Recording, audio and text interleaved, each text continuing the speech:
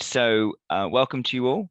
I know that we've got participants from all over the world, so you'll have a chance soon to let us know where you're joining from as we start the kind of more interactive part of the session. As you know, this online session is called Press Freedom, Case Studies from Around the World. It's an incredibly exciting session and an extremely relevant topic considering the events across the world over the last few years, and especially right now.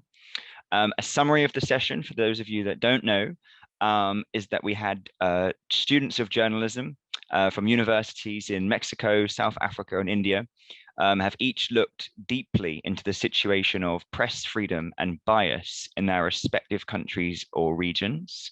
And in this session, they'll be reporting back to us today through this exciting session, which is made up of project feedback, an interactive question and answer session, and then we're going to end the session by talking about and seeking some practical solutions and a call to action that we can all follow up upon finishing the session. So this isn't just a panel of speakers, a short Q&A, we all clap and go home. The idea of this session is we get some real tangible solutions as a result of hearing the feedback that we can all act on together. So my name is Luke Addison, and I'll be your session host and moderator for the session today. I'm a UK-based journalist and drama and peace education teacher. I've worked closely with the World Summit of Nobel Laureates over the past 7 years, having attended summits in Rome, Barcelona, Bogota, and Merida. And through my connections to an organization called Peace Jam, I was able to join the summit, and I'm here with you today. So media bias and freedom of the press and your relationship to them will mean very different things to everyone in this session, dependent on your upbringing, your political views, your job, your social background, and of course, the country that you live in. In this session, we're aiming to explore freedom of the press in each of the respective countries that will be making their presentations. Also looking at freedom of the press and bias in other countries. So those of you that are joining as audience members, please do start thinking now about some interesting revelations you can share about your respective countries. And then the aim really is to challenge these issues, to challenge them and discuss them. And as I mentioned, by the end of the session, we want to encourage you to start a project or initiative or something on your own or with your friends that challenges and hopefully even changes freedom of the press and media bias in your countries. So we're going to start off the session with the feedback from the participants. So we had 3 teams. We had a team from Mexico, we had a team from South Africa, and we had a team from India. So I'd like to ask the team from Mexico, if you're happy to go first and report back your findings of your study, and we'll give you between about 5 and 7 minutes to do that, please. So the representatives of the Mexico group, the floor is now yours. Thank you. Thank you very much. My name is Esteban Lizarraga, and I'm going to speak on behalf of the Universidad Anáhuac Mayab students and also representing Mexico. I don't know if my classmate Moy, can you share the presentation? We have some visual aid. I don't really see the presentation. Do you guys see it? Oh, there we are. Okay, Yep. There it is. Okay, great. Okay, thank you. Now, after we made our research, we find out several things. First, organized crime and corruption in Mexico have led the country to a state of insecurity and injustice at critical levels. In this context, Mexico's journalists constantly face censorship, threats, and physical attacks when reporting dangerous subjects, such as drug trafficking and political matters. We knew right away that Mexico's journalist condition is critical and urgent, and that was going to be like one of our main topics for research. Our citizens are well aware of this problem. We carry out more than 170 surveys and in our research, and we collected the following results. 56% of those surveyed consider that in general terms that there is freedom of speech in Mexico, which is just a little bit more than half. there's a lot of people that don't believe that there's freedom of speech. 86% agreed that that there are topics in Mexico which they will be afraid to speak about in public forums, such as drug trafficking and corruption in Mexican government and so on. So even though a lot of people consider that there's freedom of speech, they are afraid of speak. 73% of those surveyed believe that in our investigation, point out that the condition of Mexican journalists is not fair. That comes from salaries and the way they are recognized and protected to the actual crimes committed against these journalists. So there's a lot of people that are aware and understand that our journalists are in a really hard position. And 97% of the people that we surveyed believe that that for a democracy, the freedom of speech and having journalists is an essential part, and it's also a human right. So people are aware, they want to participate, and they want to help us protect our journalists. So now we're going to show you a brief video that we created in order that synthesizes our research. Moi, if you can share this video, and if everybody can help us out, if you can hear it and see it, that would be great. Moi, can you play it?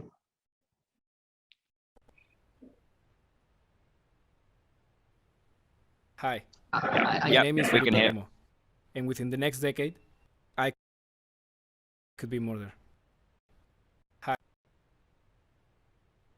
Hi, my name is Felipe Romo, and within the next decade, I could be murdered. 2 years ago, I left my hometown, my friends and family in order to pursue my dream, to become a professional journalist. But that dream, in my country, might turn into a nightmare. Mexico is classified as one of the deadliest nations in the world for the press. According to various investigations, one journalist is harmed every 12 hours. And in the past 15 years, more than 100 journalists have been persecuted and murdered. The problem is not just the attacks, but the impunity as well. As much as 86% of the crimes reported had not been solved. That's 110 families without justice. Despite all that violence, the Mexican government has not taken effective action. But still, there's hope. Mexican citizens want to protect their truth givers. In a survey, we realized almost 100% of the people surveyed thought journalists' work to be essential for the development of our democracy. Our people want to participate, not only with words, but with actions as well. And not just Mexican citizens, sino toda Latinoamérica. partout dans le monde. Our situation is critical, and we desperately need the world's help. We believe that in the Nobel Peace Forum, our problem can be discussed and solutions might be found. That way, I can be hopeful again, knowing that in the next years, I will be able to speak the truth in a country blessed with peace.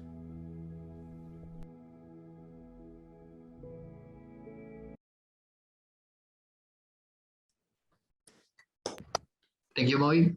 That's pretty much the synthesis of our research and how Mexico's situation between our journalists and freedom of speech is right now, which is a little bit critical. And we really would appreciate everybody telling us their feedback and ideas in order to find a better solution. Thank you very much for your time and for listening. Thank you very much to you all, to the fantastic Mexico team. Really eye-opening and a brilliant place to get the discussions started. So please start writing down your questions and thinking about things to ask the Mexico group in our Q&A. So now to a different corner of the world, let's turn our attention to our South African team and hand you the floor to tell us a little bit about media bias and press freedom in South Africa. So welcome to our South African team. Hi, okay, so we are the South African team. We have split our research into two because very late into the thing, we only realized we were supposed to collaborate on it. So I will be sharing my research first. Sorry that this takes time. Okay. Right, so the South African case study. Don't know why this isn't doing what it's supposed to be doing. Okay, so our former President Nelson Mandela said a critical, independent, and investigative press is the lifeblood of any democracy. And as our Mexican colleagues said previously, for democracy to flourish, we need an investigative press, we need an independent press, and we need a press to be able to say the truth without bias or being afraid of the government. So during my study, I found that the South African mass media has long been criticized for being biased and sensationalist. Out of the 97 South Africans that I did talk to during the survey process, a lot of them have a very great distrust of South African news, especially of the South African Broadcasting Commission, which is the South African broadcaster. And there's a big feeling as though the mainstream media in South Africa is controlled by political or financial influences. So we found in our research that a lot of people trust different kinds of mass media, and the most trusted mass media in South Africa currently is newspapers due to fixed fact-checking and other processes that people know they can trust. And surprisingly, the internet is up there where people said, hey, during the internet, we have live updates, we can actively fact check for ourselves and see where is the bias. If one media house has a certain story, we can check it with another media house and see, is it the truth or are they pushing a certain agenda? So a lot of people, 63.9% of the people in my research stated that it's difficult to find unbiased news. And biased news, well, obviously there is going to be biased news because we are human. It's human nature to be kind of a little biased.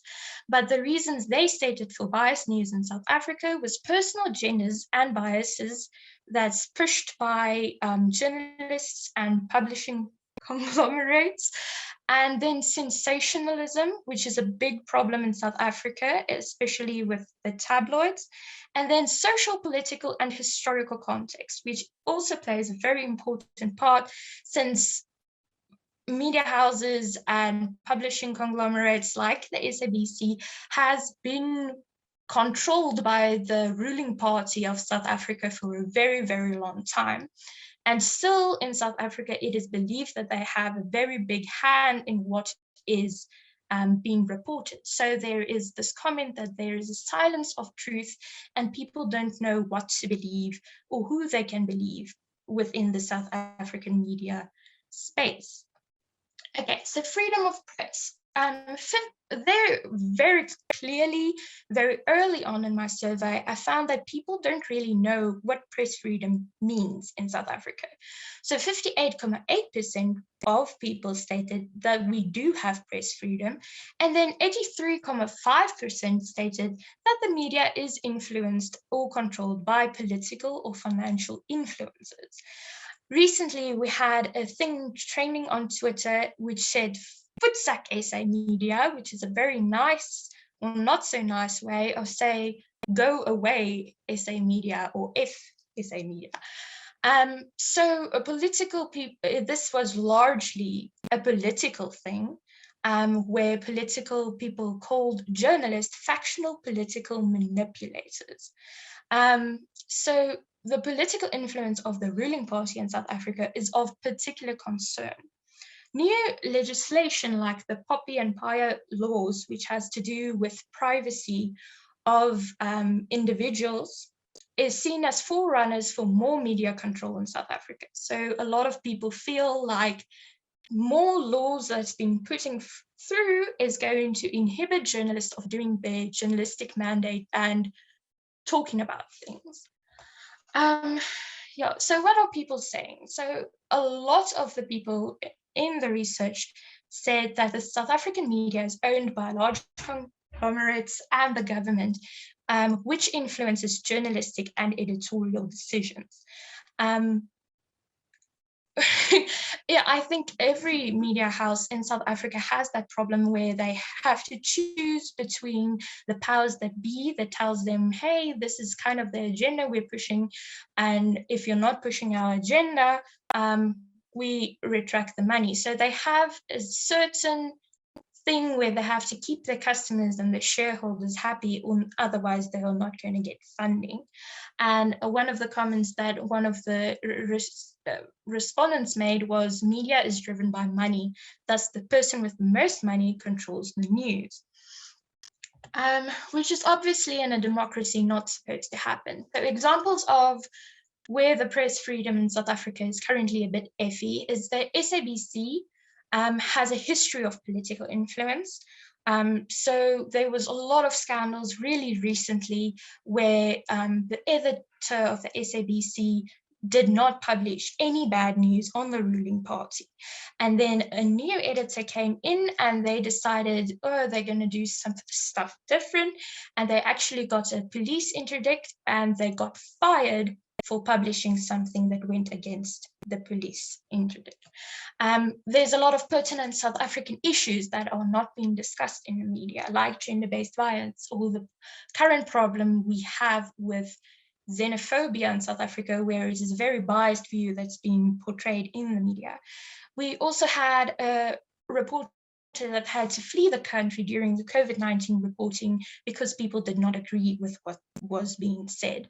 So yes, in South Africa, we do have a problem with press freedom, but people genuinely do not care. At this moment, we have a big problem with people just being, there's a very ugly Afrikaans word for it, gatvol, where they are really tired of the media and they really do not care about the media as much anymore. Okay, that is my share. I'll stop sharing now. Wonderful. Thank you so much to our South African team. Yep, give them a little clap if you would like. And now finally, let's go over to our final team, which is our team from India. So please share with us your findings on media bias and press freedom in India. The floor is yours, Team India. Thank you for the opportunity to start with. I'm Harshita from Team India. Can I confirm if I'm audible or not? Pardon? Can I confirm if I'm audible or not? Oh, yes, yes, can hear you loud and clear. Yeah. I'll just share the video first, followed by the presentation, which would be given by Ashok and Stefina.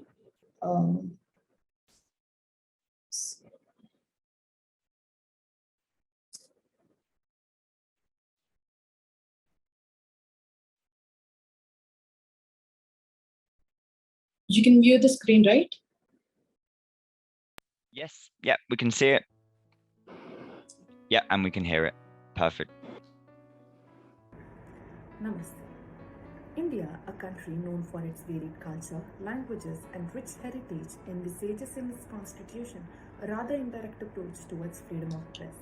The true nature of a democracy can be only known when its people and their inherent right to freely express their views and ideologies is accepted without much hindrance.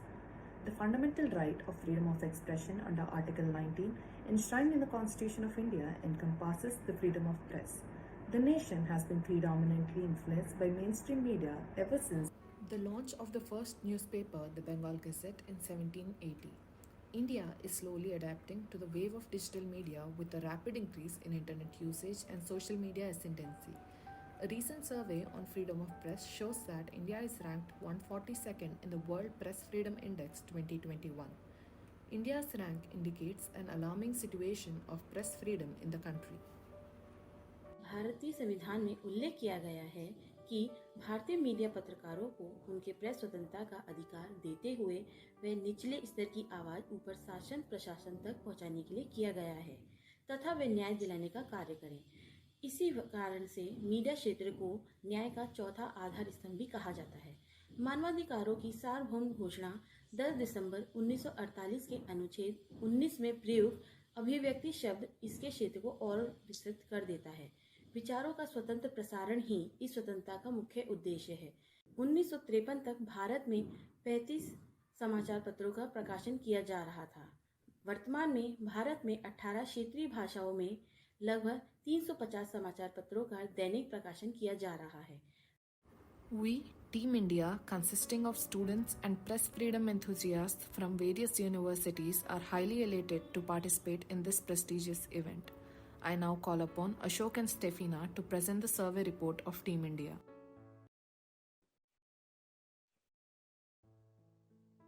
Thank you, Stefina. Thank you, Harshita. This is Ashok from India. We are presenting the title, Media, an Agent of Cognizance and Consciousness. And the survey has 4 major contents. Survey introduction, major findings in survey, 4 obstacles to freedom of press in India, and conclusion. And the survey has covered 13 states in India, Telangana, Mizoram, Nagaland, Maharashtra, Manipur, Andhra Pradesh, Uttar Pradesh, Kerala, Bihar, Chhattisgarh, Rajasthan, Madhya Pradesh, and Gujarat. And this has a pan-India approach in our survey. The age group of the respondents in our survey ranges from 17 years to 60 years old. And now let's look at the survey analysis with the major findings. During our survey, our respondents have agreed that they trust internet-based media rather than other, followed by newspaper, television, radio. And during our survey, it was found that 60% of our respondents agreed that it is difficult to find unbiased information in India in the rising in the age of internet social media services. And however, 59% of our respondents have agreed that the media has played a positive role in their life. However, the negative impact of the media on the people is also significant enough. From our survey, 56.3% of the respondents agree that there is an adequate freedom of press in India. This also shows that this figure also shows the marginal adequate freedom of press in India, and also this indicates the declining trend of the freedom for both reporters and readers in India. And also in the view of media being influenced by political and financial factors, you can see the list of the trusted and non-trustworthy media houses ranging from both English to vernacular languages. Most of the internet media sources are said to be trustworthy for most of the respondents. Now the obstacles part will be explained by Stefina. Hand over to Stefina to you. Thank you, Ashok. Greetings. This is Stefina Lewis. I am here today to talk to you about the 4 major obstacles in India, which include surveillance, fake news, threat to journalism, and yellow journalism. Let's move on to surveillance. The first major obstacle is surveillance. Social media surveillance refers to the collection and processing of personal data pulled from digital communication platforms, often through automated technology that allows for the real-time aggregation and analysis of large amount of metadata and content.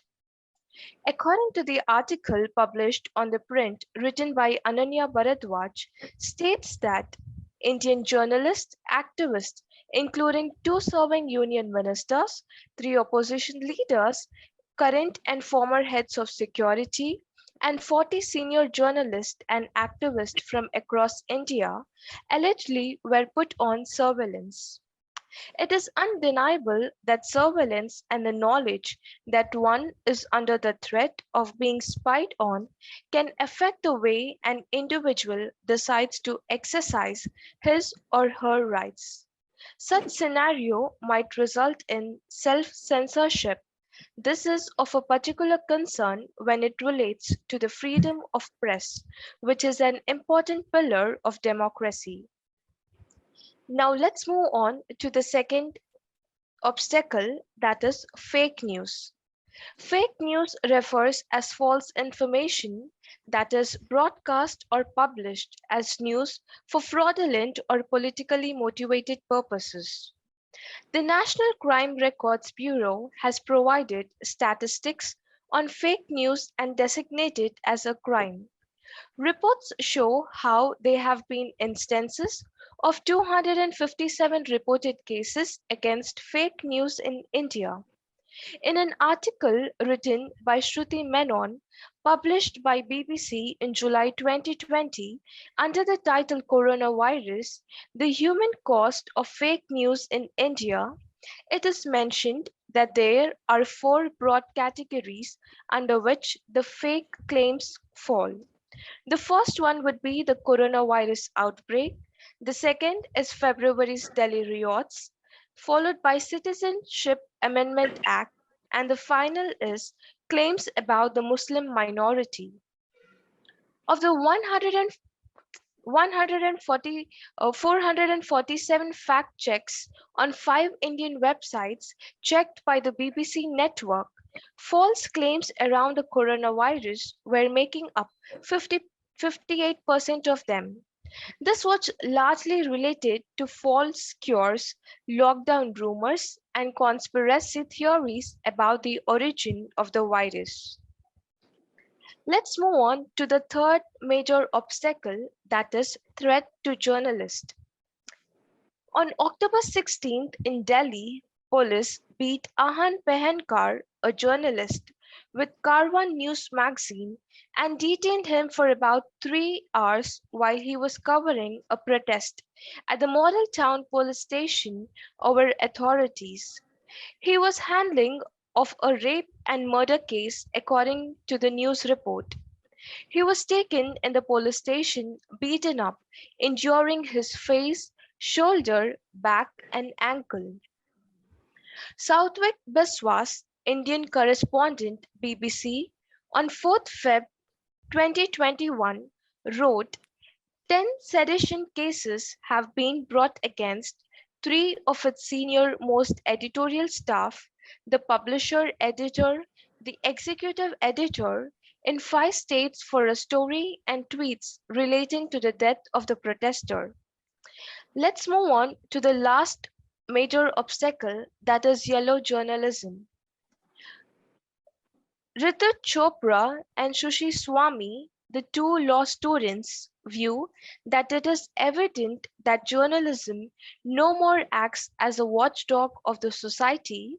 It has conveniently shifted its spotlight from the betterment of the society to fulfilling their own desire of climbing higher on the ladder of TRP ratings.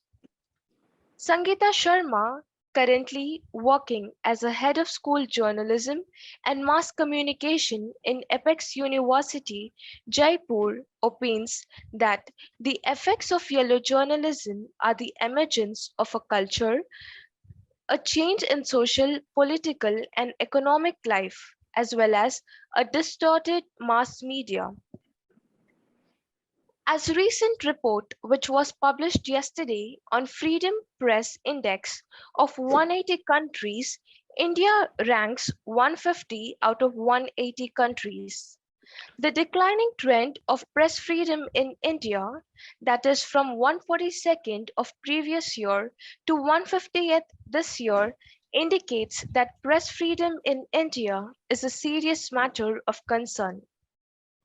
I'm really sorry, Stephanie, we've hit 11 minutes. So if you're able to just start wrapping up and then save some of this for the interactive chat, if that's possible. Thank you. I would now like to conclude by saying that media has undoubtedly been one of the crucial agents of change, awareness, and increased consciousness. Now, I would like to finally conclude the presentation of Team India by quoting Mahatma Gandhi. A free press should neither be an ally nor an adversary, but a conservative critic. Thank you. Fantastic, and thank you so much, Team India. And sorry to rush you at the end there, but just making sure we all have enough time to move into our conversation. So there we have it, our 3 presentations from Mexico, from South Africa, and from India. So they will have certainly started the ball rolling on this conversation and now path towards some kind of solution. Thank you all so much to the 3 teams for your incredible work. Hopefully you learn a lot along the way, and we certainly have learned a lot in hearing from you. It was particularly poignant hearing quotes from Nelson Mandela and all the way over to Mahatma Gandhi as well. So we're certainly starting off with some inspiring people to get the conversations rolling. We'll now move into the second part of the session, which is the interactive part, the question and answer sessions. So when we move into the Q&A, if you do have a question, you can raise your hand and I will be able to spot you if you've got a question and we'll come over to you. Or if you like, you can post your question into the Q&A bit at the bottom of the screen just by clicking Q&A, or you can just write in the chat. Okay, and I can read it out for you if you prefer. So before we move into the open Q&A, I'd like to introduce a very special guest who's joining us today, and that is Ekaterina Zagladina. Ekaterina is the president of the World Summit of Nobel Peace Laureates and has been such since 2006. I'm going to hand over now to Ekaterina, who's going to offer a few opening remarks and some views of her own on press freedom and media bias relating to peace. And then she will start us off with the first question for our teams to answer. So over to you, Ekaterina.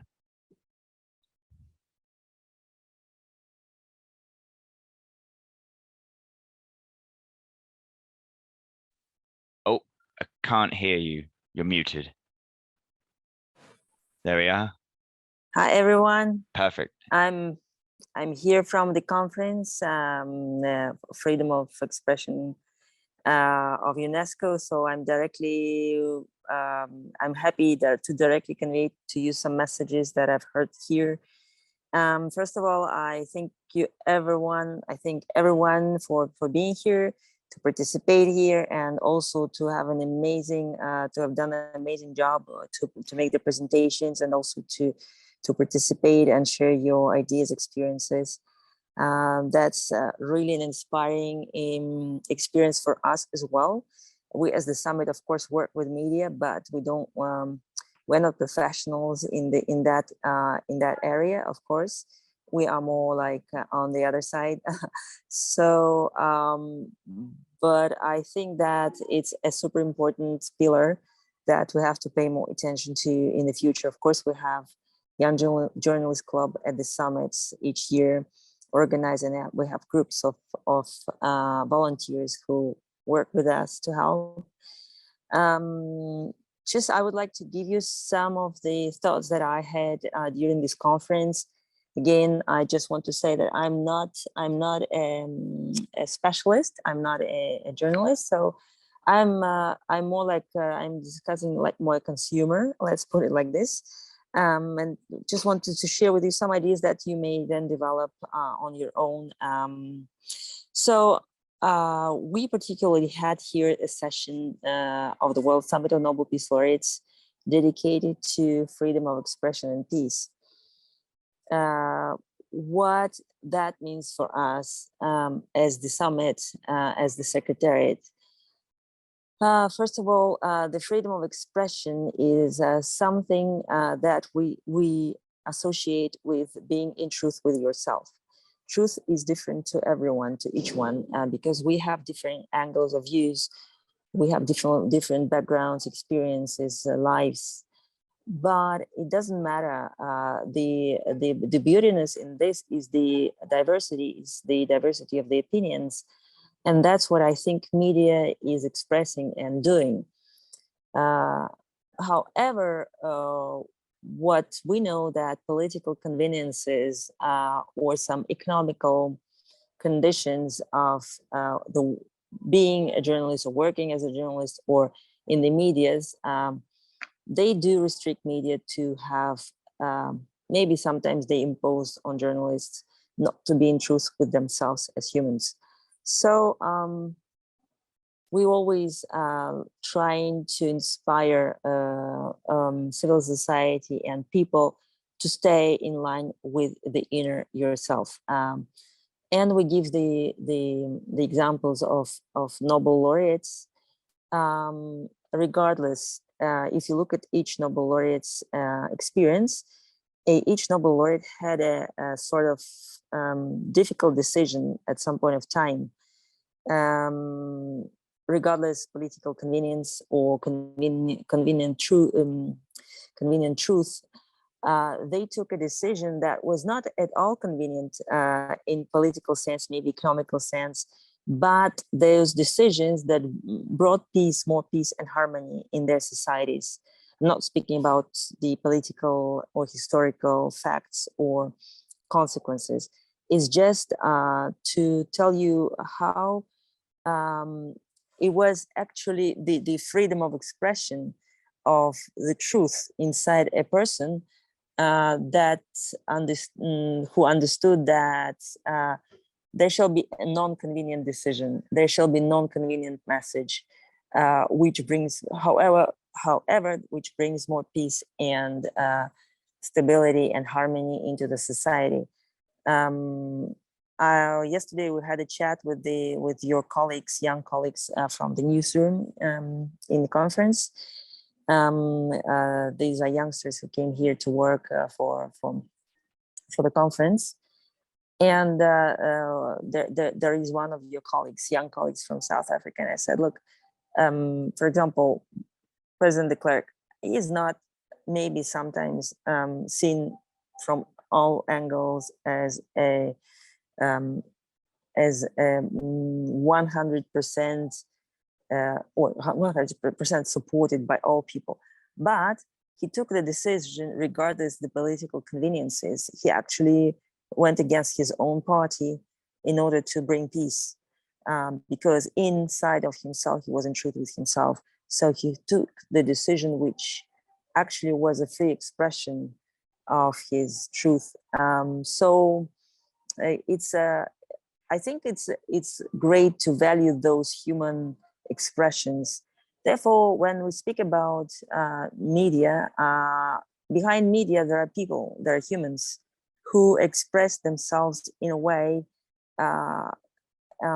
which is sometimes convenient to, as I heard also from your presentations, convenient to political parties, governments, etc.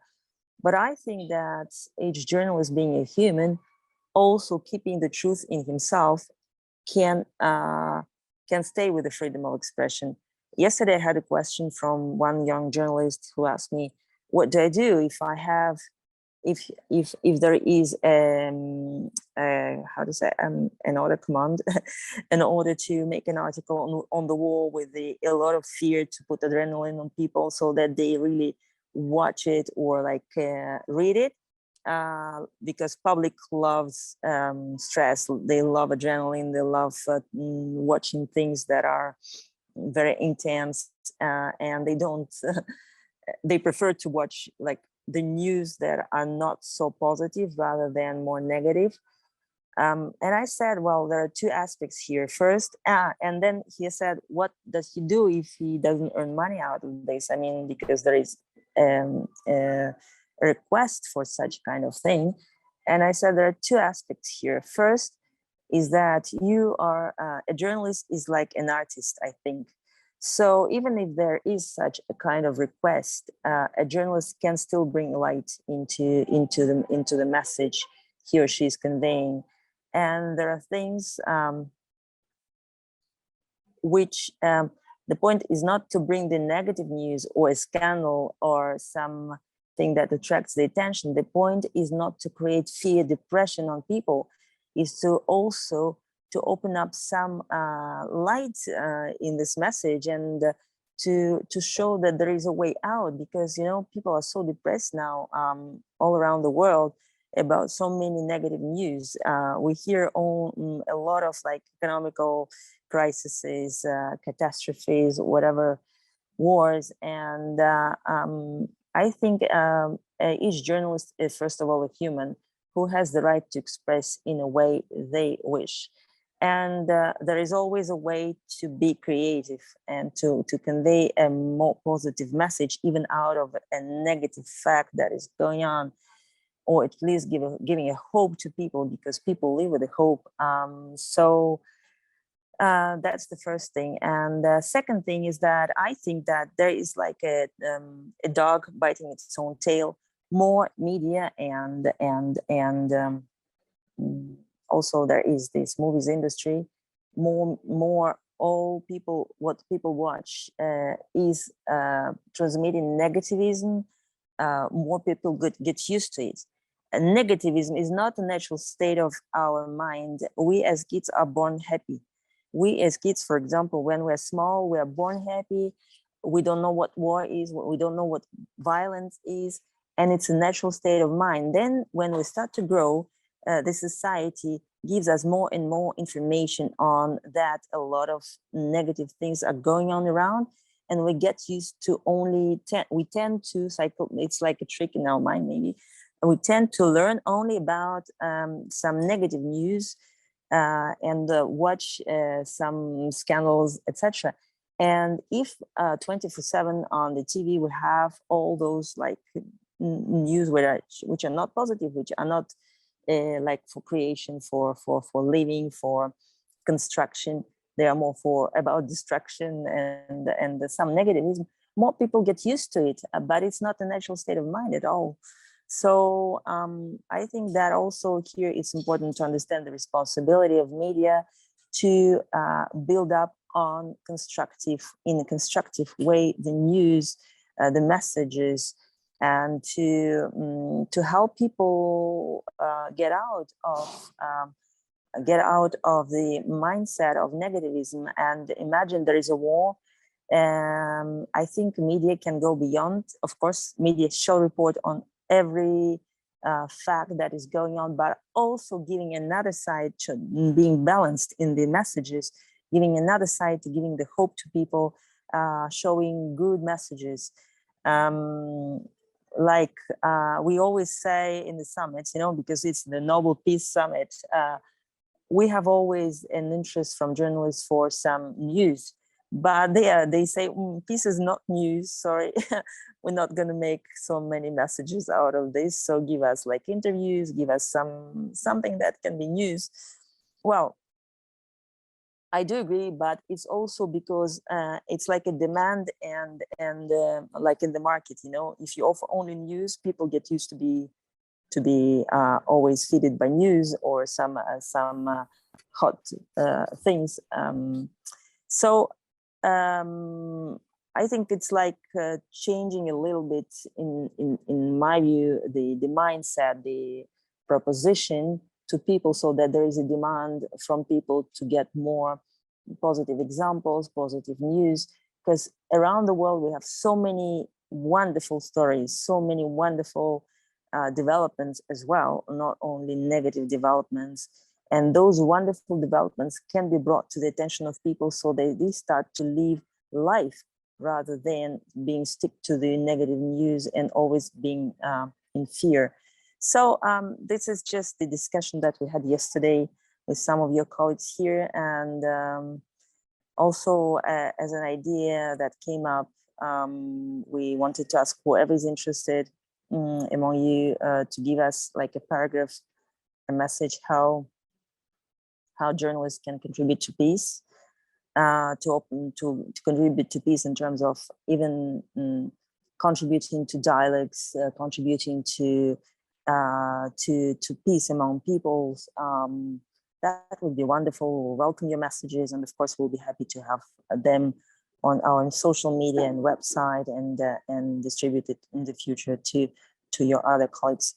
So I'm ready to the questions if you wish, or you can also discuss between yourselves. Maybe you have questions between yourselves. I'll be happy to hear also that discussion as well.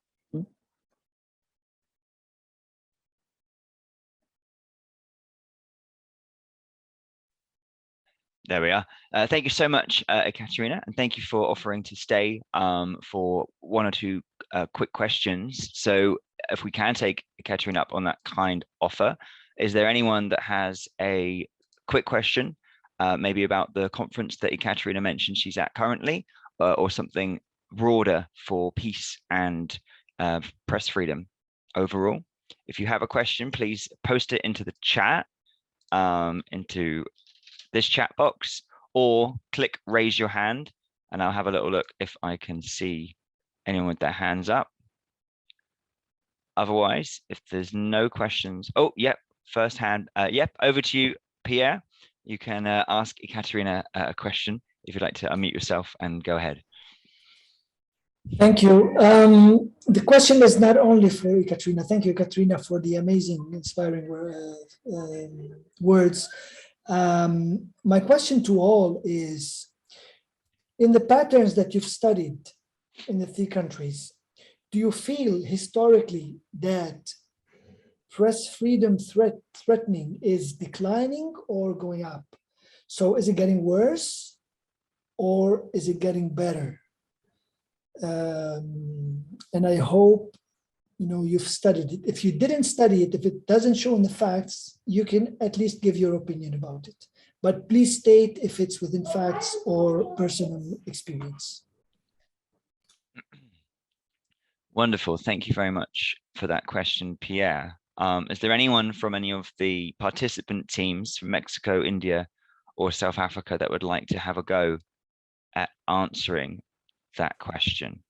If you do, please. Could I go first? Yep. Hang on, I can't see who that is, but yep. Please go ahead. If you're willing to go ahead, just go. For the question that Pierre sir has asked, I can answer it specifically concerning India. In the presentation that we have shown, we have clearly mentioned that the rank of Press Freedom Index has come down to 150th from the 180 countries the index is taken from. And the previous year, it was 142. So the trend usually shows a decline of freedom of press in India. So it is a fact-based assertion that we have made. Great. Sorry, if I may, just to extend the question, it's great that you showed this fact. Would you be able to identify why it's getting worse? What events are causing it to getting worse?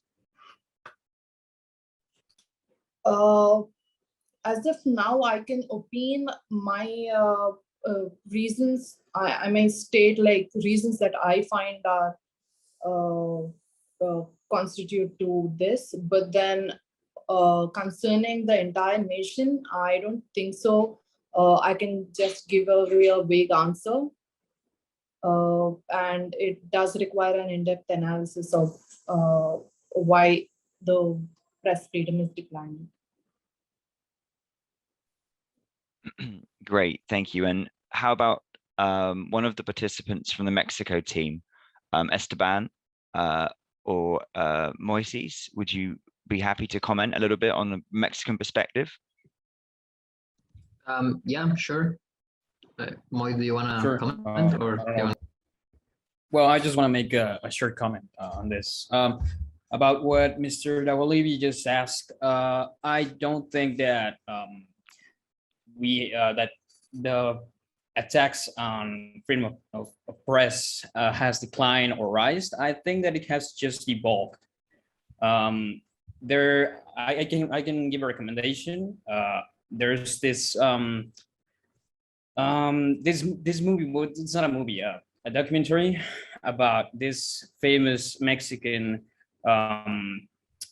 journalist called Manuel Buendia, and I don't know if you have a chance to watch it. This journalist was really famous for telling the truth about corruption and all this these subjects and topics that we rather don't speak about. I don't know, Esteban, do you wanna make a comment on this? No, continue. I'll add at the end. So yeah, he was famous for saying everything that we were afraid to talk about, and but he was as well an example of the consequences that Mexican journalists can suffer from. He was he was assassinated in front of the building where he worked, of the newspaper that he worked. He was shot in the back of the head, and well, this happened around 30 years ago, 40 years ago.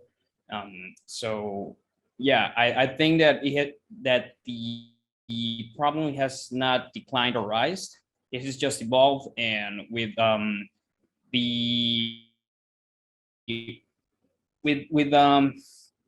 the media that we have today and the availability of the news that we can watch today, we are only we can only the media just has opened our eyes for us to see what happens. But this has always happened. That's what I mean with all of this. Thank you. Thank you, Moy. If I might just add real quick, I think we can see two sides in Mexico's point. The first is like the institution side. You can say it like the government recognition to journalism. And second is the actual crimes against journalists that in Mexico is a really particular thing, because it's not just like biased information and so on. They are actually murdering our journalists, and it's a really crisis for us. So in this historic side of the institution side, you can say, Mexico is doing actually great. We have a revolution in 1910, and one of the revolutionary heroes are the brothers Magon, which were journalists that we have like a dictator, Porfirio Diaz, and all the media was controlled by him. And these brothers were making like these pamphlets and journalists and so on in order to rise up the revolution and the passing to a democracy. And since then until now, we have had actually have two articles in our constitution just for the media and trying to protect the media and the press and so on. And we have a diversity of organizations in the government which try to protect our journalism. So you can say that in the formal side of Mexico, the government is actually improving, and we have more institutions and laws and so on that recognize the importance of democracy and the freedom of speech in that democracy. So in that sense, we can see an historic improvement. On the other side, the thing is, it has been successful in one way, and it has created good quality journalism and not so much as biased journalism. And we have really great journalists and professionals. Now, the thing is that they have done their job so well in an insecure country with a lot of inequality in income and so on, that insecurity and those inequalities are actually now coming and threatening our journalists. So they work, we have great journalists, we have great media. Some of them are biased, of course, but some of them actually give the truth. Now the thing is that they are killing them and or they're harming them or threatening them and so on. And they still continue with a lot of great courage, despite everything, to give us the information. I think that we are well informed generally. The thing is, we're not being able as citizens and as a country to protect them. And I have a data here that says that in Mexico, presidential terms last 6 years. So we have here 4 presidential terms. The first one was from Vicente Fox Quesada, and in his 6 years, just 22 journalists were killed. Thousands were threatened and so on, but just 22. Then in the Felipe Calderon period, that number raised up to 48. And that's because Felipe Calderon made a full war against the drug cartels. So it was, published and so on, and journalists, instead of the Mexican government trying to not say that there was a problem, they started stating it. Journalists reported about it, and they started getting the consequence of reporting about this drug war. The next presidential term, just was one journalist less. It was 47 journalists killed during the Enrique Peña Nieto time. And so far in the Andrés Manuel López Obrador, and we're not even done, we have 33 journalists killed. and for in statistics record, it's out of the page. And it's really sad, but we're probably going to get more journalists killed during this time than the times before. So we have seen an improvement historically in the institutional and formal sites, but we have seen an increase also in the killings and harmings, so which is worse. So we have those two things. Thank you very much. And I'll just hand over to Elsie in Team South Africa to see if there's anything that you feel could be shared from your perspective. Otherwise, if you think they've covered it, we can move on to the next question. Okay, from a South African perspective, historically during the apartheid era, we had our journalism, everything was very under the government, and it was a very authoritarian government. So of course the media did not oppose that because the media was owned by the government.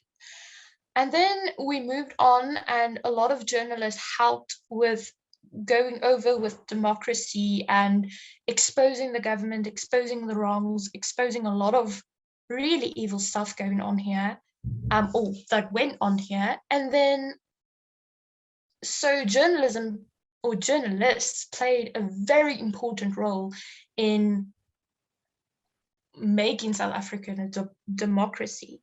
But currently in South Africa, we have, again, where journalists kind of, there is freedom of speech. They are allowed to talk about things, but there is a lot of influence from the government and political parties not to talk about things.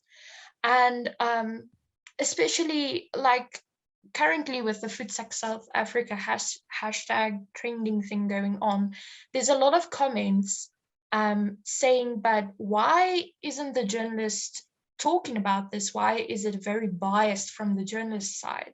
So we technically we do have freedom of speech, but people don't see it that way. The audience, they are continually seeing, hey, but journalists and media, they keep on giving in under the pressures of political parties and of the elites and people with money.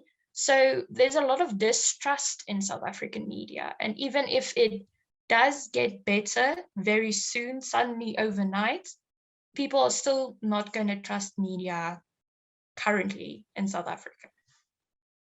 Yeah. Brilliant. Thank you, Elsie. Thanks for a really unique perspective on that question too. Ekaterina, you had a question?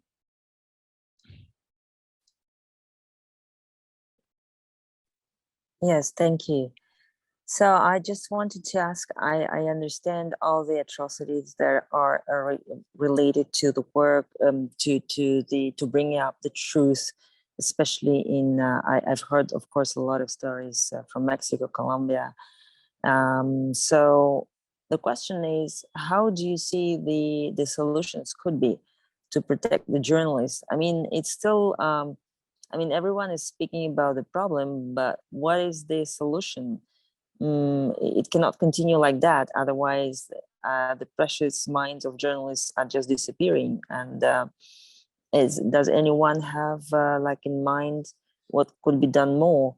Maybe through international institutions, or I don't know, whatever you feel is important. And the other thing is that the last speaker just mentioned that people don't trust media, because if media is kind of engaged by the mainstream of the government, how do you think the journalists can raise trust? Thank you. Brilliant. Some great questions there. If you are a panelist or an audience and you want to respond, raise your hand or put in the chat. If it's okay, especially on the subject of solutions, there's something that I would like to share. So something that I came across in some of my own research, and very much related to some of what's been discussed today, as we've been talking about the silencing of journalists in order to keep sensitive stories undercover, And as we're moving towards these kind of solutions of how we can solve that, particularly when those murders are happening from a government level. I mean, if we saw in the Mexico team's video, the journalist who started Inspired, you know, whose dream crashed, you know, because he couldn't fulfill his dream as a journalist through fear for his life. And something I came across when I was researching a little bit into the subject, I'll just share my screen.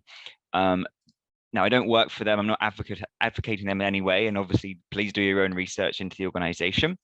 But I came across an organization, an initiative that's called Forbidden Stories. And this organization, essentially, when we go to About Us, they have a very interesting strapline, which is very much related to what we've been talking about.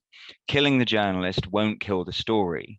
Essentially, they're a team of international journalists whose mission is to protect, pursue, and publish the work of journalists that face threat, prison, and murder. A big part of the organization was founded after the murder of a Maltese journalist called Daphne Caruana Galizia. You may have heard the international story on that. And they've got a great kind of infograph map here of all the work that they're currently pursuing through documentaries, through just getting the stories out. And you can see, just in terms of the question on solutions, this certainly doesn't fix the problem of a institutionalized sort of anti-truth government that's going to kill the journalists, but this certainly does offer some kind of international solution if you're based in India or Tanzania or Ghana, Morocco, Mexico, Guatemala, Ecuador, Malta, and you're a journalist and something does happen to you, there is this network that's basically operating to get your story out. So I haven't looked that much into it beyond thinking it's a really interesting idea and having a little look at some of these films that they've created about several of those stories. But it certainly might get the ball rolling for this conversation around solutions, especially towards the last part of our session. You know, what is the solution? Is the solution a network of international journalists sharing each other's work in the case of a journalist being murdered? So just thought I'd share that with you. I certainly found it really interesting. There's a lot more to look at. But if you have a couple of minutes, do type in forbidden stories and forbidden films. And obviously those of you that are journalists yourselves, you know, maybe this is something that could be really interesting for your own work. So that would be my answer to solutions, or at least one solution. Are there any other panelists or attendees that have some maybe some initiatives you know of already, or some idealistic, optimistic, should I say, solutions for what we can all do? If not, no problem. No. Yes, Stefina, please go ahead. And then Esteban, you can follow. Over to you, Stefina. The article, the one which you have just shared, the one line which was very impressive is that killing journalists won't kill the story. That is very much impressive. And in my opinion, the solution would be the government entering and passing a law where the content is protected and shielded. A media shield law would protect the journalist from being forced to identify the confidential sources to law enforcement. And it also would protect the confidentiality of journalist communication by restricting the government's ability and also to obtain the records from the telecommunication. That would be my solution. Thank you. Thank you, Stefina. Esteban. For us, when we started talking about and brainstorming about possible solutions, we also thought that, well, at least in our case, the solutions are not supposed to come, or it's better if they don't come from an institutional point of view, like from the government. We do understand that we need the help of the government in order to change this. But it has to be government, has to be citizens as well, and also the companies, you know, the media companies have to put also their part on it, because we usually talk about citizens as individuals and we talk about the government, but also the media companies have to be really interested in order to protect their workers and their journalists and so on. So we believe that an organization like this one, Forbidden Stories, would be, I think, the most adequate solution in order to prevent crimes. We don't want more victims in Mexico. We want to prevent crimes in order so that to provide a framework in which journalists can work and feel secure, or as secure as they can be. And we do believe that the empowerment of justice to the already existing victims is a priority, and it should be a government priority. But we also want to prevent those crimes. And one of the things that we came to was that sometimes these organizations are not as effective as they could be because of lack of funding. Funding is, we sometimes hate to talk about money, but money, and I'm not talking just about money, like resources, finding the right people to do it, and the intelligence, and building up an organization that can actually make a real change. We need the resources and people wanting to be part of this project. So one of the things that we proposed was the creation of of an organization. It could work with Forbidden, or we can have like a Mexican, more developed like, I don't know, department that focuses really on protecting journalists. And we have in Mexico, like when you go and you take money out of a cashier in a bank or something, they say like some stuff like, if you donate 5 or 10 pesos, you can send it to this organization and so on. And what we wanted to do was to work with these media companies to tell their subscribers and so on, or people that put their announcements and so on, you know, if you pay a little bit more of money in this already existing transaction, you can donate to this organization, and that's how we can get, you know, like resources. And you can tell the people, you know, you're receiving these newspapers, and the names at the bottom of the article are, you know, journalists, and they're real people, and they need your help in order to protect them, you know. And that those organizations can help protecting these journalists, can make investigations, can make a little bit of lobbying in the government, and also to try to make connections with international journalists that can help bringing out these stories in a little bit more of a safe place, you know, because it's different to report drug cartels or so on from the other side of the world, where maybe drug cartels are not going to come and look for you and stuff like that to report it at home, where it's going to be a little bit more dangerous. So those are our two solutions: to have more networking, trying to get more international journalists to help giving these dangerous stories with a little more of objective perspective and with the work of Mexican journalists, and try to raise awareness in our citizens through the media companies that they can protect their journalists, and having these organizations outside of the government, like a third party, that helps protecting and creating these you know, protection programs and so on. Fantastic. And Harshita, did you have your hand up to share something around solutions? Yeah, and please go ahead. I did, but then I think so it was previously covered in what Esteban had spoken pretty extensively. So yeah. Sure. No problem at all. So before we close the Q&A part of the session, we've probably got time for one more. Yep, hand over to you, Pierre. Good timing. You can ask our final question for the Q&A.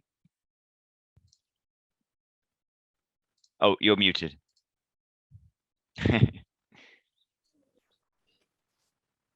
Thank you, Luke. I was very, very intently listening to all the suggestions and and I have plenty of questions. If we had time, I would extend it for 1 hour, but I would like to dive into solutions as well. You guys suggested lobbying, which is great, policy making, which is also very good. In policy making, there's a lot of things that governments can do, but governments don't want to do if they don't feel the pressure. So if you want to be practical, you guys in your own countries, I don't know what the situation of clubs or syndicates of journalists, but these guys have big power to pressure governments to make policies that protect bias as well as the safety of journalists. They can now.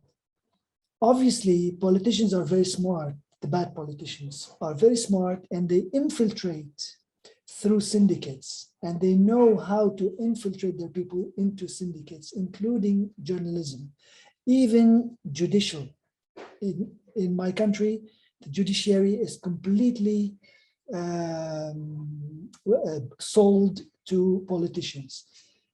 Same goes for journalists and media. They own media, and then you hear media fighting each other, just speaking in the name of their own politicians.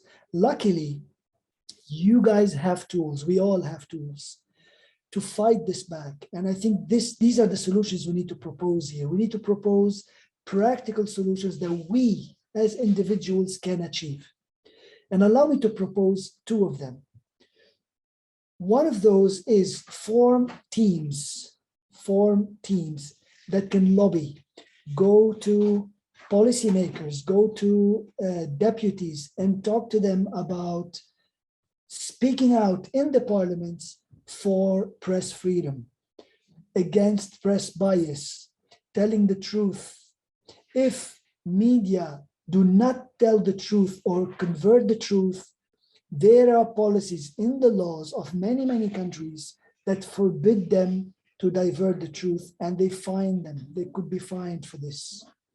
So pushing judges and pushing governments to put these laws into effect is very important.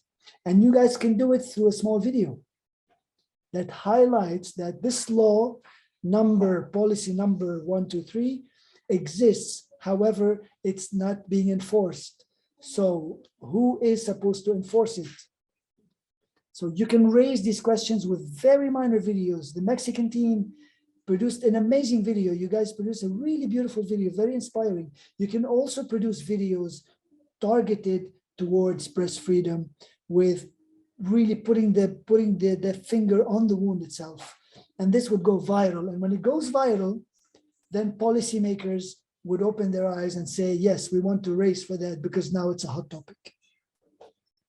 Now, the second solution, which I am doing here in my country, is to make campaigns towards a certain topic. For example, you have corruption.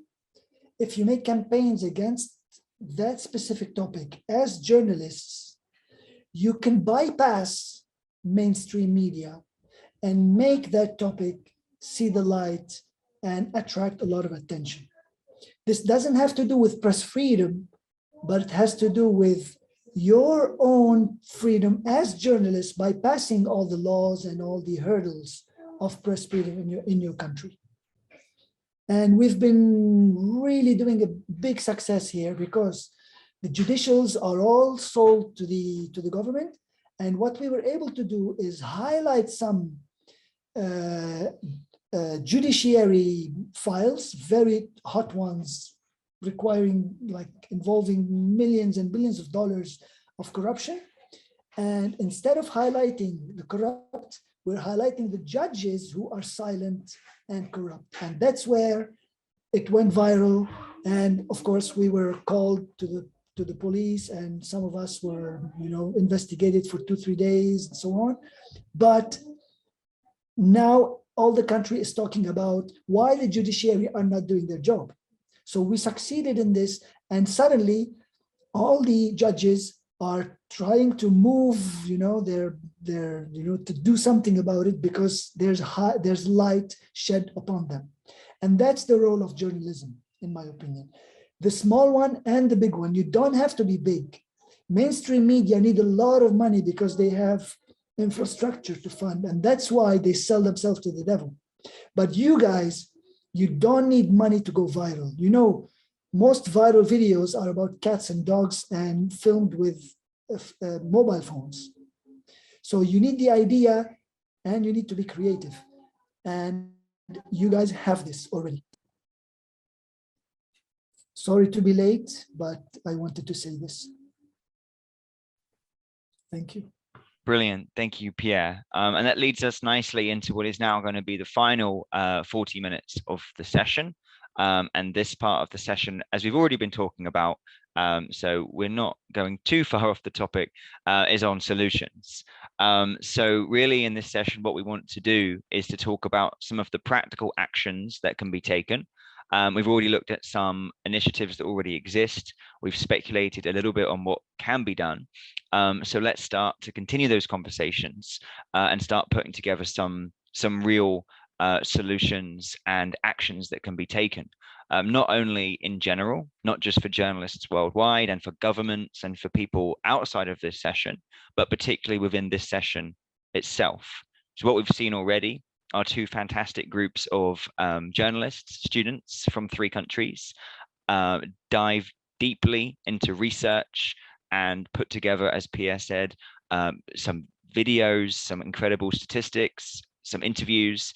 So we've already seen what 3 separate groups can do in preparation for the call today, but what can all 26 of us in this call do? What can we all do from the call today, particularly to further the freedom of the press and to try and reduce press bias? So would anyone like to start us off with some form of solution or an idea or something that you would like to see us all do at the end of this session today? Please do post in the chat or raise your hand and I'll come to you.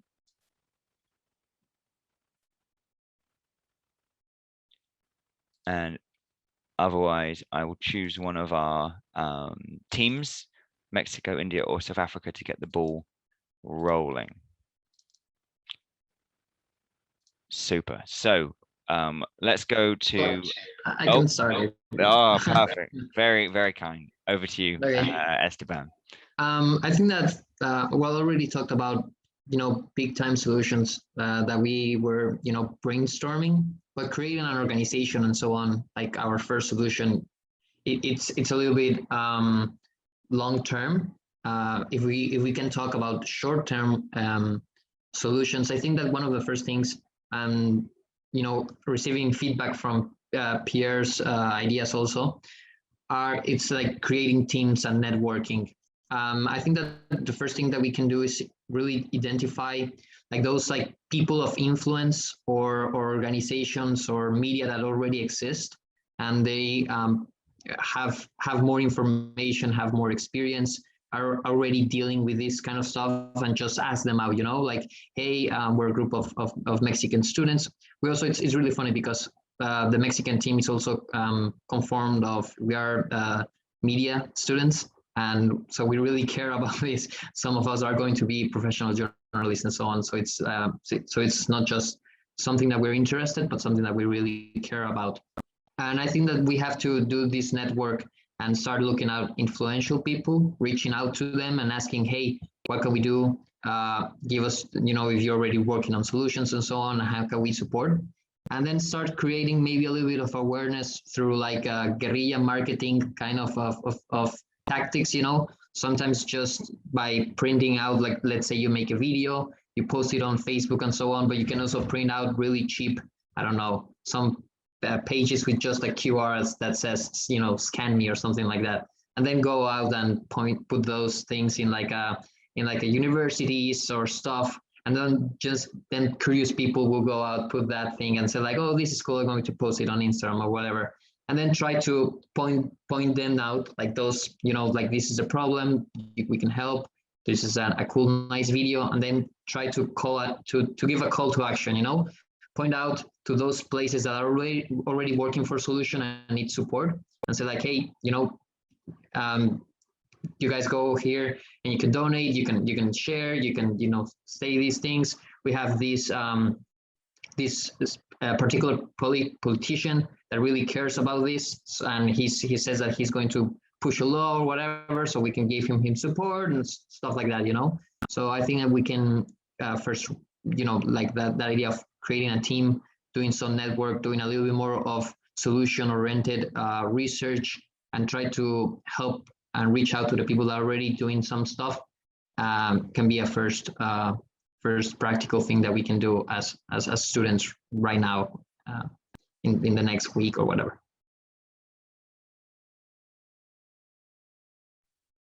Brilliant. Thank you, Esteban. Over to you, Elsie, to continue the thoughts on the solutions. Okay, I'll share. I just want to correct that.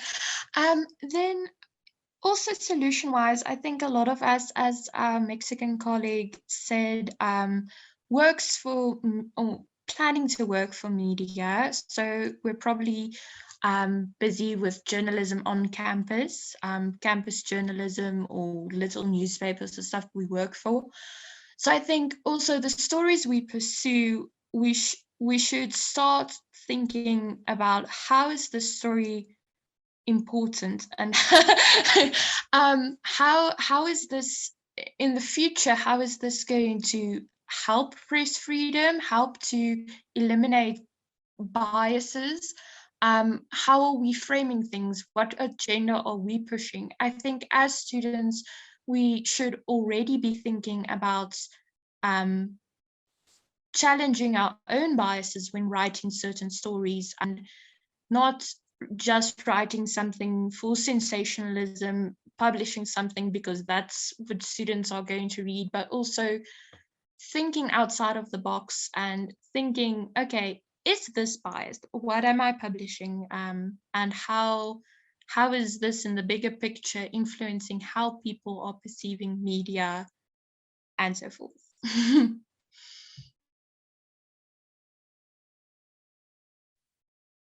Brilliant. Thank you, Elsie. Perhaps someone from Team India to give us all three viewpoints from our teams. Harshita.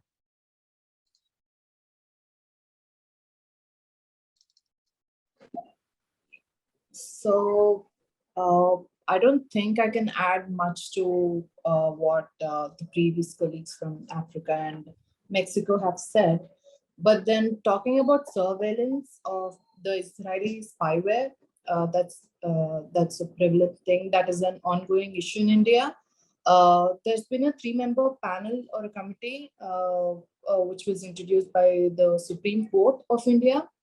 And I think so regarding any of the threat for the journalists or anything, there isn't much as students that we can do as much as the government or the Supreme Court can interfere in. So I think that the only thing that we can do is sign up a petition or something of that sort, so that we can put some pressure on the government to pursue the issue further. Lovely. Thank you very much. Are there anyone else who would like to give some thoughts on solutions? Perhaps someone we haven't heard from yet. Felipe, Rodrigo, Paulina, Melissa. If you haven't spoken yet today and you have some thoughts, we'd love to hear from you.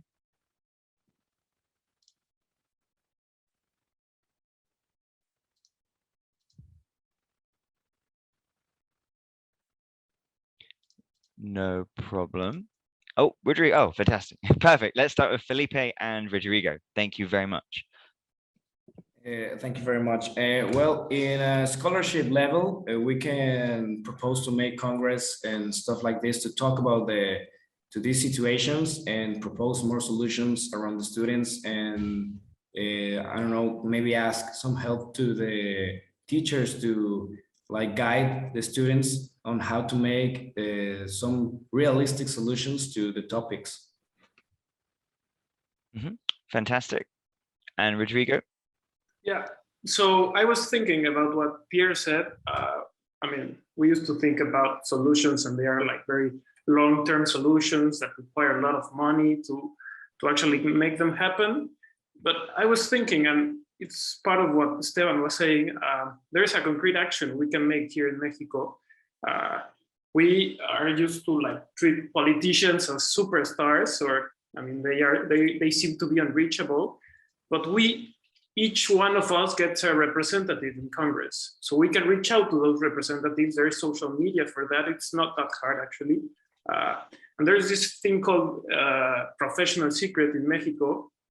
I mean, if you're a lawyer or a physician, you are protected by law to not disclose your information, so that you are, you're protected by this professional secret. And journalists are not protected by it. So if they want to speak out on these dangerous topics, such as drug trafficking, they are out there exposed. They have to reveal their identities, right? So a practical solution, I think, would be to make pressure with these small lobbying teams, to pressure on our representative, that it's, like I said, it's very easy to reach.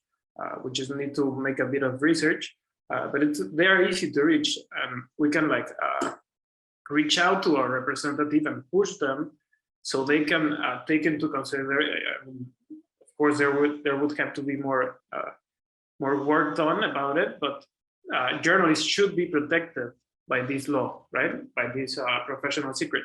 And the other thing, I believe, there's this other aspect, which is people are aware of the problem, but they are not making anything about it. They think that they are not affected by it.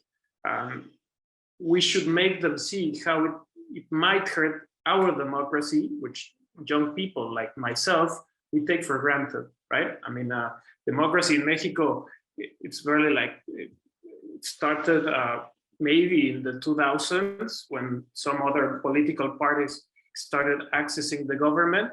But before that, there was no actual democracy. There was this ruling party.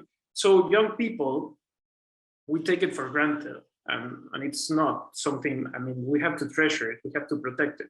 So I think it would be great to make young people aware of it, so they can be more active about it and not so passive.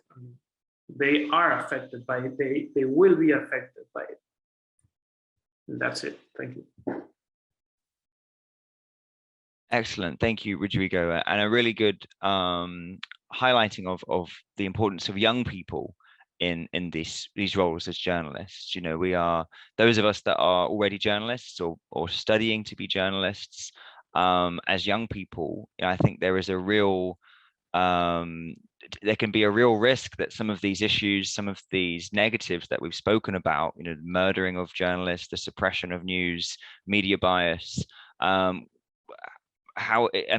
you imagine how many young journalists those kinds of stories are turning away? So something to think about as well. We'll hear from Moises in a moment, but maybe those of you that are studying, those of you that are journalists right now and are young people, what is it that made you want to become a journalist? Do you think you're fulfilling that right now? And are there things that are making you worried about being a journalist? Some of the things we've seen in the video from the Mexico team earlier, from the case study you mentioned of the young man who wanted to be a journalist and now isn't so sure through the risks to his life. A journalist is someone who is very highly respected, certainly in some communities, in some countries, but it can also be a profession that it can be a risk. You can risk your life for simply wanting to tell the truth and spread news. So something maybe to think about. I think Moises, you wanted to mention, wanted to speak, so please go ahead. And then maybe after Moises, we can move into a conversation a little bit more around the reality of those on this call who are young journalists right now. Thank you. So yes, I just wanted to make a little comment.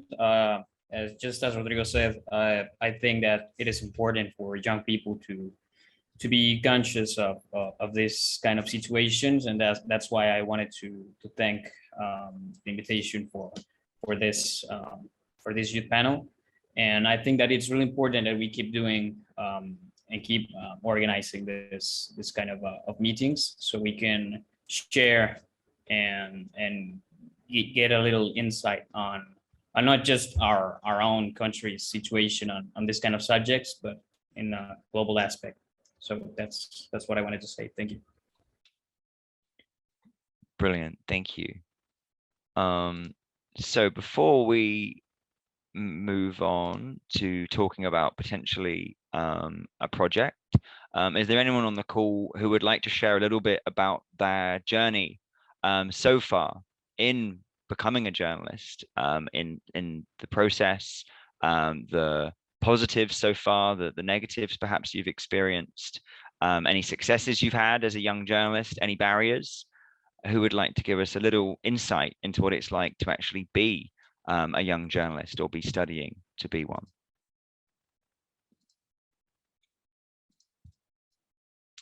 How about Esteban?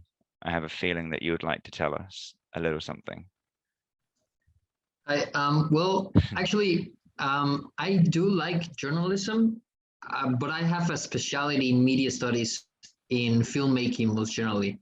But I really like documentary filmmaking, and for me, documentary filmmaking could be like long-term journalism, not really about news and stuff that's actually like it's happening right now, so on, but about, you know, actually one of the things I like is after a whole year or something like that, you reach out to the most really important or I don't know how to say, like strong stories that need to be told, but probably didn't have as much appreciation or thought because they were at that moment, you know, competing against another stories that seem urgent. And then after a while, you can say, okay, it seems that this story is important and this story is not.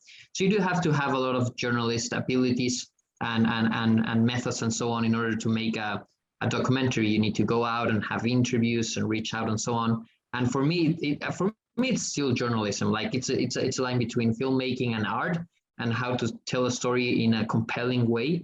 But you also want to keep the truth. You don't want to, you know, just say a side of the story. You want to tell a story. You want to reach to audience, but you want to tell the truth and tell something or a story it's going to be important. You know, you're going to spend your time and space there, and you want people to react. And for me, as a young wannabe filmmaker, documentary and so on, I think that looking out for these stories, it's important. But you also find out a little bit of disencouragement right from the beginning. You know, you have a lot of voices telling you around that even though in Mexico, I strongly believe that the thing is, it's that the information is not really biased. I mean, there is biased information, but we can identify it really well. Like you look for it and you say, okay, this is biased. That's not really the problem for us. I think the problem for us is this voice inside our head, especially as, you know, citizens, but especially as media creators and news tellers, that even though we do our work well, even though we reach out and we say, here's the story, here's the truth, I already put the effort on, it's not going to have a practical impact in changing things. Because sometimes you just tell a story, you know, this happened, an accident or whatever. But sometimes you want that story to reach an audience, and then you want that people to react to it, to say, oh my God, this happened, then I'm going to go and help, or I'm going to change something, or I'm going to, you know, grab these things and put it in my life. And sometimes it doesn't really happen. And it's funny because we have in Mexico City, we have just a couple of years ago, the earthquake. And as soon as it happened, the whole country started helping out and sending donations and so on. So when we have a social issue, we're pretty good at it. But we have stuff that we feel like the government have to help and so on. We just say, oh, that's the government's problem and it's ineffective. So I think that for us young journalists, having to either two things. First, understand that our job as journalists have to evolve, and we do not only have to give the news, we have to point out people to the solutions. We have to think more about the things that we choose to say, and when we commit to a story, then we have to bring solutions or stuff like that. And second, if we cannot bring the solution, then at least it has to be part of our journalist process, you know, like this thing happened and this is a problem and I have to tell the problem, but I also have to give a little bit space to the solution. Who might help? What can we do to help? How can I point out the reader or the consumer of the news to a solution? So maybe not everyone is going to help, but some people might, and that's how you can choose. And I think that it has to be our journalist profession, just as we have to, say the truth and not be biased and so on, to also be a little more solution oriented in our things. Thank you so much, Esteban. I think Paulina, did you have your hand up? Was there something you wanted to share? Yeah, sorry, I have to turn off my camera because the internet is real bad where I am. I just wanted to add that in my process in city media, I have noticed one barrier, that is what you can actually tell the people, what you can actually publish when you're on the name of certain institutions. For example, you want to publish an article about the right of women, that institution just had like a scandal about it, and you can actually talk about it. So that kind of barriers are making difficult the work of journalism, because you cannot tell the people the truth, what it's really going on about in the world. So yeah, and on the other hand, we have the reaching out for people to them to tell the stories. That actually is one of the beautiful parts of being a journalist, that you can be the media, the person in between, the person that wants to tell the story, the storyteller, and the world.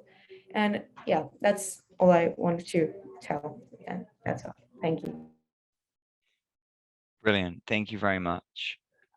Any other quick thoughts or perspectives on anyone who's currently working or studying journalism that you'd like to share? Yeah, Elsie, and then Philippe.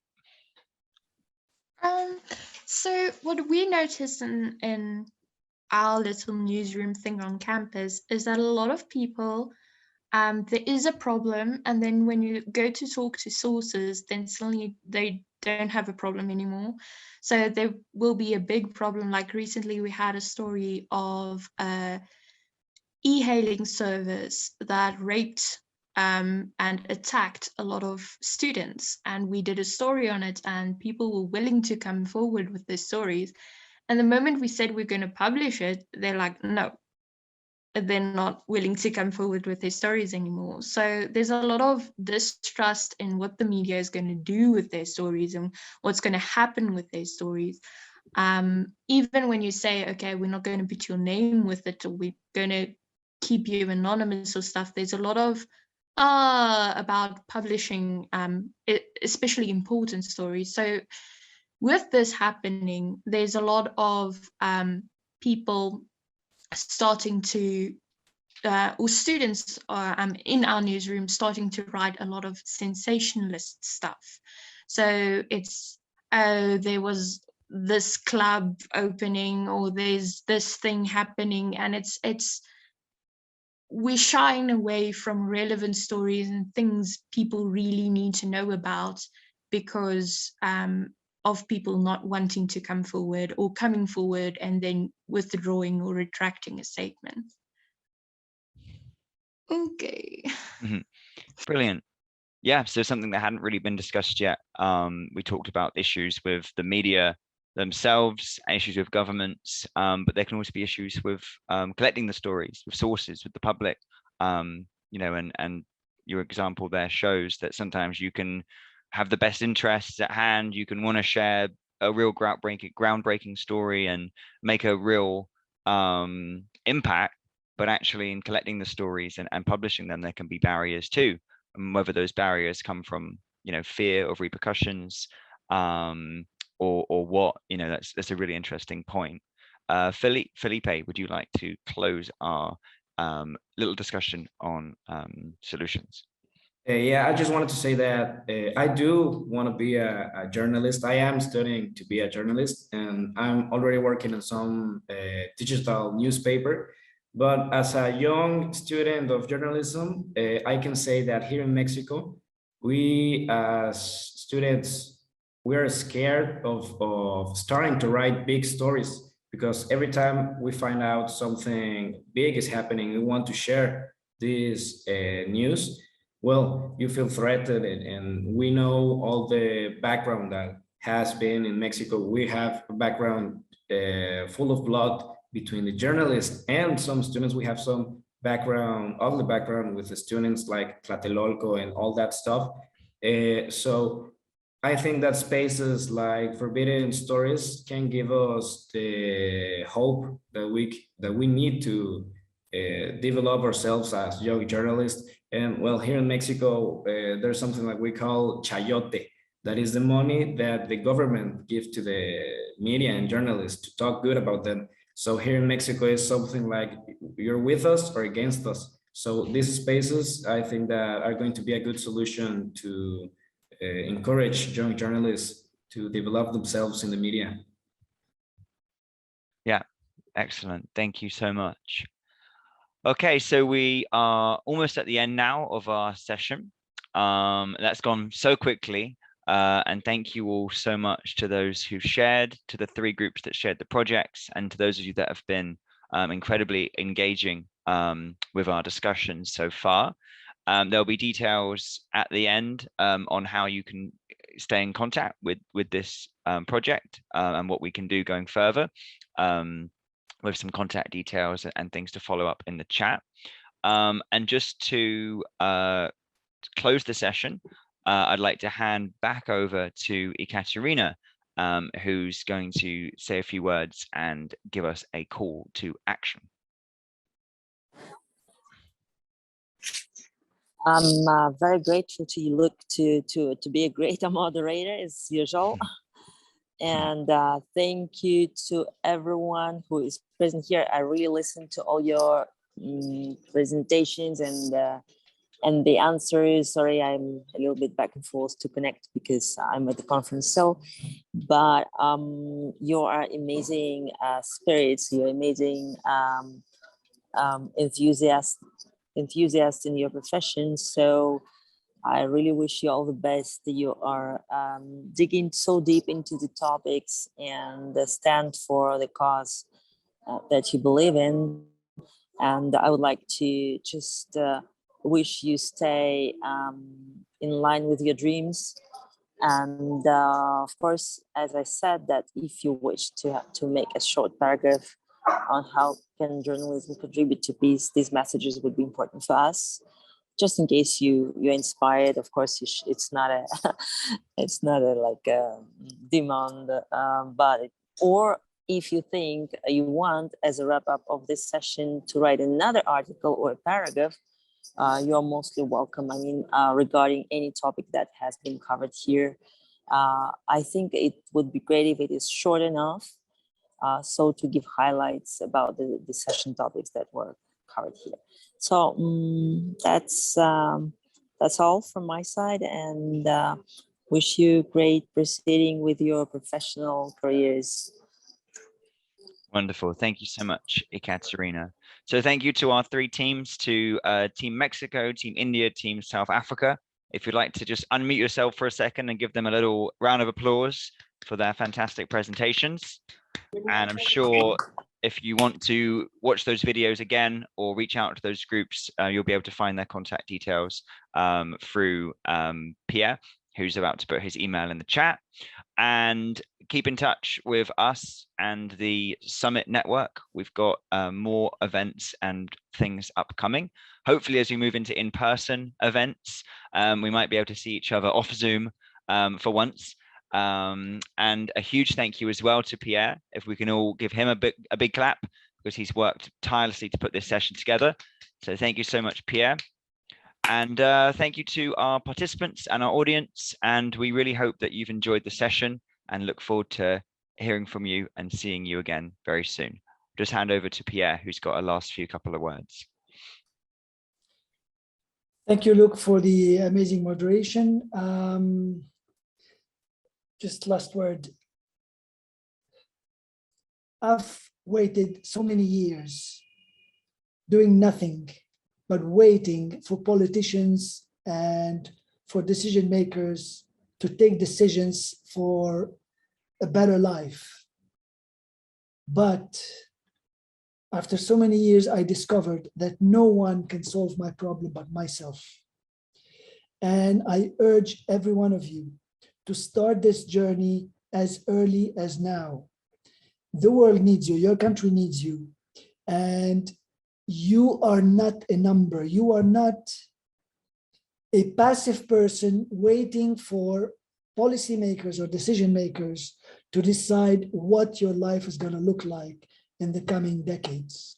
You have to decide, and you have to fight for it. You have to lobby for it. You have to create projects to fight for your rights as citizens, as world citizens, as environmentalists.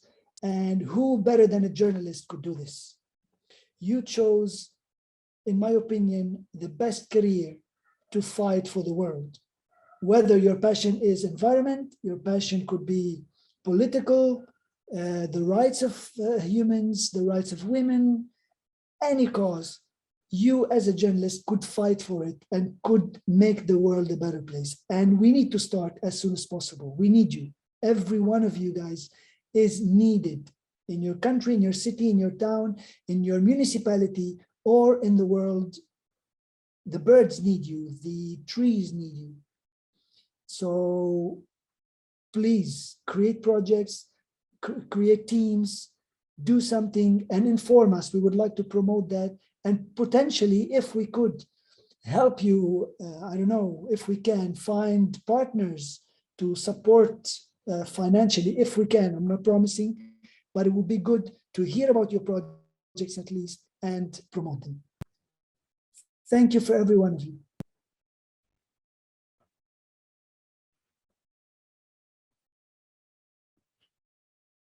Luke, would you like to close? Yes, so that's the close of our session. Thank you all for joining. Have a wonderful week. Stay safe, and we look forward to hearing from you very soon. And don't forget Ekaterina's offer. If you would like to write an article, if you're particularly interested in writing something on the session today, we'd love to hear from you. We'd love to put that together. It can be from the participants, the 3 teams that shared, or it could be from someone who attended who just liked what we were talking about today. So there's loads of opportunities to stay in contact, to put a project together, to write an article, or to work closely with us as well. So Pierre's email is in the chat, and feel free to reach out to him for some further thoughts and collaboration. So have a great week, stay safe, and see you all very soon. Thank you very much. Bye-bye.